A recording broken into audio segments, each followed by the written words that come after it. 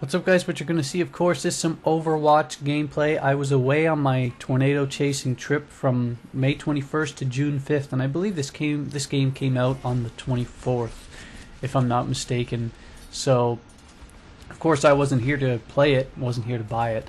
So, but it was on my watch list for a while. I did want to buy it. I was tempted to buy it for PS4 instead, just because I have more friends that can play, and obviously a team-based game, you're going to want people you're familiar with and you like playing with to have success. But I decided to buy it on Steam mostly because I'm on a budget right now. I don't have a ton of money to spend, especially the $80 that would have been for the PS4 and bandwidth cap. So I'd have to bring my PlayStation over to somebody's house if it's a patch bigger than like 500 megs, and if they're busy or I can't do it, then I can't play. And it's just easier to do it for PC for me. It's $40 cheaper, and I can do the patches endlessly. And I don't know, this game, I've been having fun playing it on PC so far. Full disclosure, I did buy it yesterday, so I have maybe 3-4 hours combined between 2 days playing it. But I'm having fun. It's sort of a simplistic 6v6 style gameplay where of course, you have the different factions of like the aggressive assault guys, the tanks, the support guys, and the builders, where a combination of all of those classes as a team gives you like a great defense versus aggression style of play, which is nice. I mostly play as the aggressor here. He's called the Reaper. He has two different, like as you can tell, he's got two different shotguns, which makes him a short-range specialist.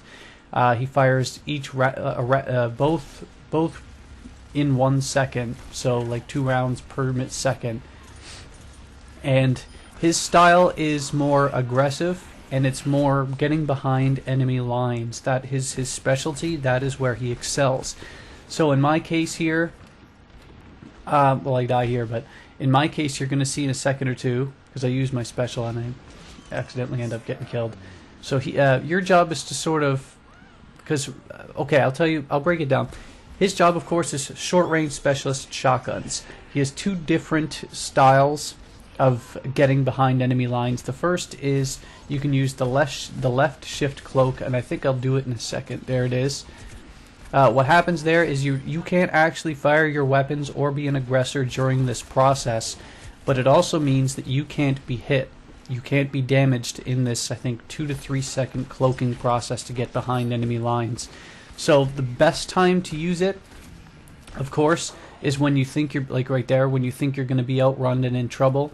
You can use that to get behind enemy lines. You can also use it to flank the enemy team. If they're not readily aware of where you are or where you're going to be, you can get behind enemy lines to do that as well. And my favorite thing to do with the Reaper, with the cloak, at least, to get behind enemy lines, is usually you'll have, I forgot the hero's name, when he puts up the big shield and the enemies can shoot through that shield, but you can't shoot through it. I like to sort of cloak, get behind him, take out that guy, or take out, say, Mercy as the healer. Prioritize those two first. That way the rest of the team can't really hide, and then the rest of your team can then push up and sort of team fire and take out the whole team and make up ground as a cohesive unit. That's probably my favorite way to do it with the Reaper. His second method is teleportation. What you usually do with the teleportation is you can click E and then click left on the mouse, and that'll take you to a different area via teleportation, of course.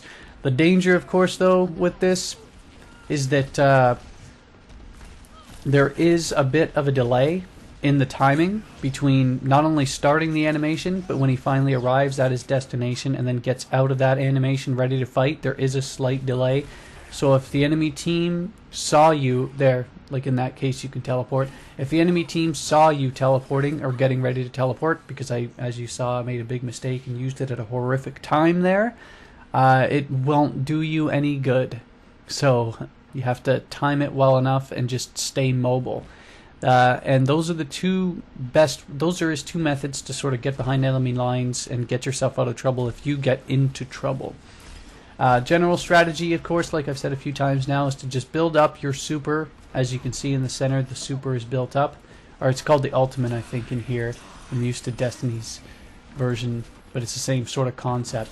You build that up by doing damage, then you cloak, get behind enemy lines, and then pop your super, and then bam, 3 kills with that super.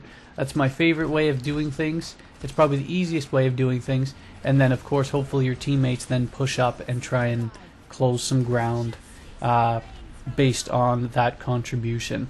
I do believe we lose this particular match, but it is the first match that I actually did pretty decent. I had my first 3 or 4 matches, I think I was getting like 5 or 6 kills, getting myself killed about the same amount, so I wasn't doing all that well. In this one here, it was the first time I think I actually like broke out for like a 15+ kill style match. So we lose though. Enjoy the rest of it. If you want to see a specific hero in the future, or you want to see a live commentary, or you want to see more of the Reaper, because I really do enjoy playing as the Reaper, to be honest, then we'll do that. So keep an eye on the end. See you later.